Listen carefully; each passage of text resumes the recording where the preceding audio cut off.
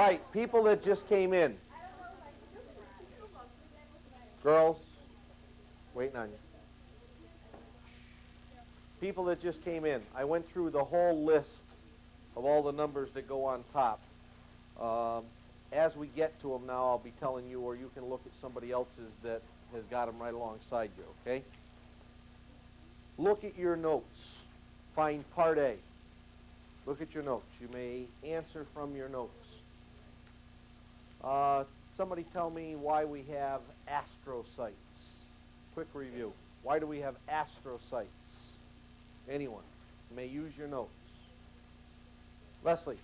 They're a shopping center, and they work in the water jacket. Okay, that's number 2. Which are what? Which are what, Leslie? Epididymal. Okay, let's try ependymal cells first then. Ependymal cells produce, what's the name of the liquid, Leslie? What? What's the name of the liquid?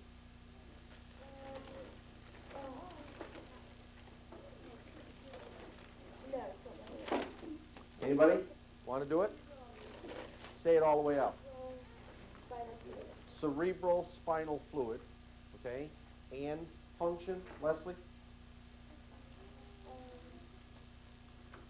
You gave it to me.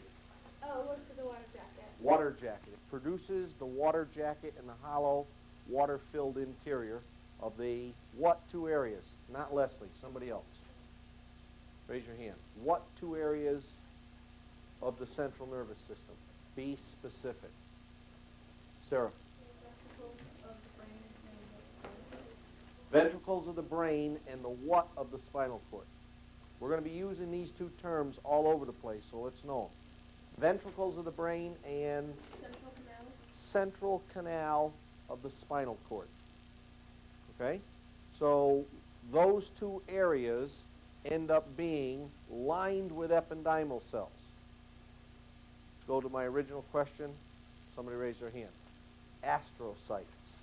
Why do we have them? Josh.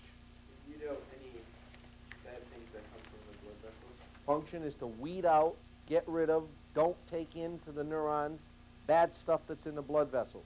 For instance.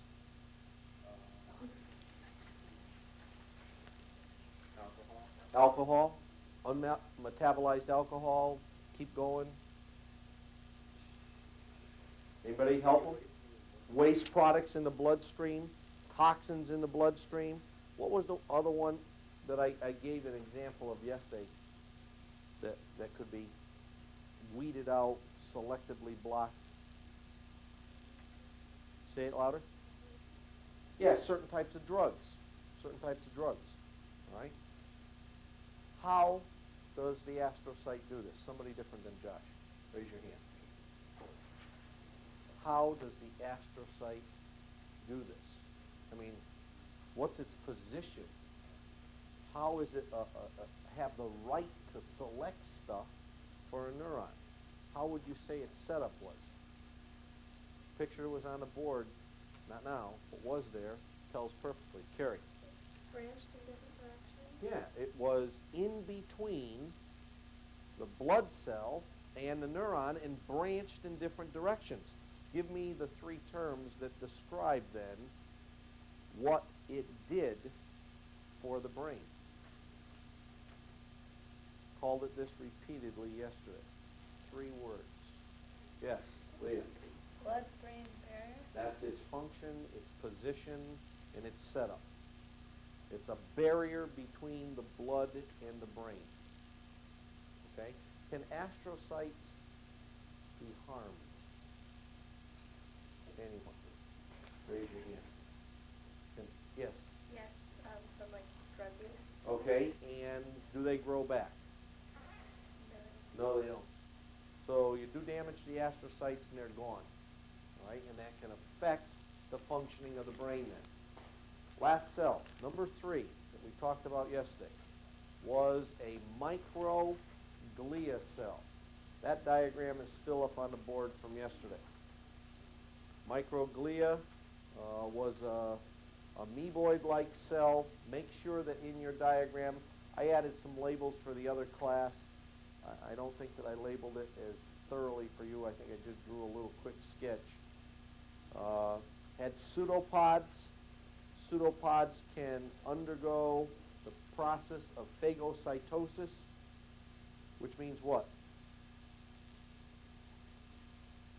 If you phagocytize something, Jessica, it eats the intruders, like bacteria, eats them. Surrounds them with a pseudopod, makes a vacuole, digests them, okay? Where would you find microglia? What kind of a cell is it? Somebody raise your hand. Where would we find it? Dustin. You find it in the brain and the spinal cord? A central nervous system cell. Of the two, where is it found more often? The brain. Brain. How's it move around? Anyone? How's it move around? If it has pseudopods to eat with, how's it move around? Same way. Produces a pseudopod, has all of its cytoplasm flow into it, right? Makes another pseudopod, flows into it. So is a microglia quick moving or slow moving? Very slow moving. Very slow moving cell. You need then a lot of them or a few of them? A lot of them. Because if you're going to have your central nervous system attacked by some microbe, you don't want 3 or 4 of them to have to come from your brain all the way down to the end of your spinal cord. By the time they get down there in an hour or 2, you've already got a massive infection going. So there's got to be a lot of them. Any questions on the first 3 neuroglia cells that we did yesterday? That was a quick overview, and I know we left stuff out. We've got more notes than that down and short. Yes? Microglia cells do for the brain, but what do they do for the spinal cord? Same thing. Microglia cells are actively looking for invading microbes, eating them, destroying them. They would officially be part of your immune system. And they would do exactly the same things in the spinal cord that they do in the brain. I know I forgot to mention this. I'm glad that Terry reminded me, because she asked me about the spinal cord. Make a special note about the microglia cells. This is the only cell of all of the ones we're going to talk about in the nervous system that does not come from ectoderm, does not come from the outside germ layer. It's the only cell that comes from the mesoderm, M-E-S-O-D-E-R-M. Only cell in the nervous system that comes from the mesoderm. So what does that tell you? It says it didn't form with the nervous system. It arrived there later. Okay, ectoderm is the outside layer. Mesoderm is the middle layer of the body formation. The first one, E-C-T-O-D-E-R-M.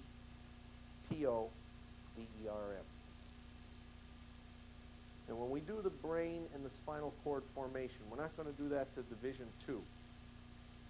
When we do that, I'm going to show you a step-by-step formation of the brain and spinal cord, how it forms exactly from the same tissue that your skin does.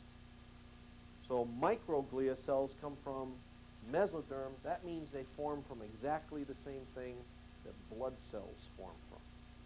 So this is kind of like a displaced white blood cell that's in charge of keeping your brain and spinal cord free of all of its infections. Example number 4 in your notes, new material. Example number 4. Over on the sideboard here you can see Schwann cells are the next type of cell I want to mention. Capital S-C-H-W-A-N-N cells, Schwann cells. This is going to be the first cell. We're going to be using a white piece of paper here, people, for today's handout, a white piece of paper. This is the first cell that I'm going to mention that is found in the PNS. cells I've been mentioning up to this point were brain and spinal cord cells. This is found in the PNS only.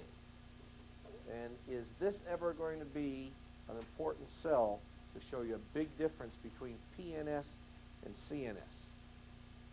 In the PNS, this is the cell that allows a nerve to regenerate when damaged. Without that cell, a nerve can't repair itself once it's been injured. So seeing PNS cells have it, they can repair themselves. CNS cells don't have it. That means if you hurt your brain or your spinal cord, cut it, puncture it, crush it, it's permanent.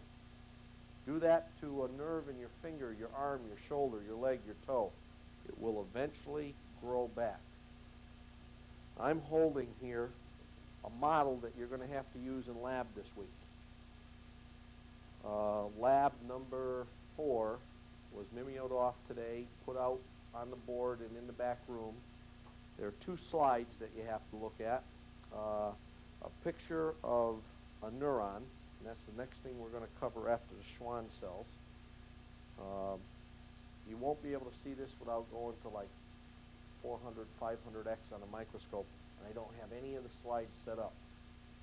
You have 2 pictures from the yellow histology book that everybody's going to have for their lab notebook. This is a part of a neuron. Here's the cell body, some dendrites, and this is part of an axon. Axon would be extremely long compared to the rest of the nerve cell. All we're looking at is the axon. We've talked about the axon before. It's the orange-colored structure right in the middle here. It would be the orange-colored structure right in the middle here. Everything else that you can see on the outside here is protective wrappers around the axon. Schwann cells. So as a general function, it is a protective set of layers around the outside of an axon. Amy. We have the protective wrapper, but it's made by a different cell in order to be able to conserve space. That's a good question. One axon here in a regular PNS neuron would use hundreds of Schwann cells.